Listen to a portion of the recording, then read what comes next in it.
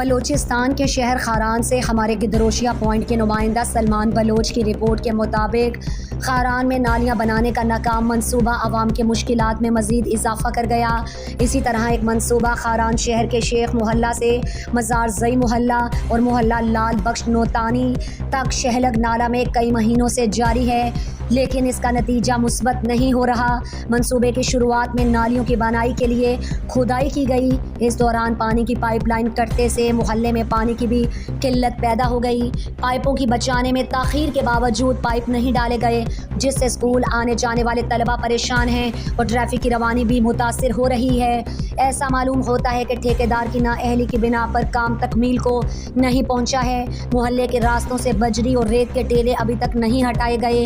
یہ منصوبہ بغیر منصوبہ بندی کے بنایا گیا ہے، جس سے مستقبل میں مزید خطرہ پیدا ہو سکتا ہے۔ عوام نے کمشنر رخشان ڈویژن اور ڈپٹی کمشنر خاران سے مطالبہ کیا کہ لاکھوں روپے کے انفرادی سرمایہ کاری کے باوجود نالیوں کا معائنہ کیا جائے اور ٹھیکیدار کو جلد کام مکمل کرنے کا پابند کیا جائے۔ مزید دلچسپ معلومات اور خبروں سے آگاہ ہونے کے لیے Gedrosia point Facebook page, Instagram, Twitter کو فالو اور یوٹیوب چینل کو سبسکرائب کریں۔ بیل آئیکن بٹن دبانا نہ بھولیں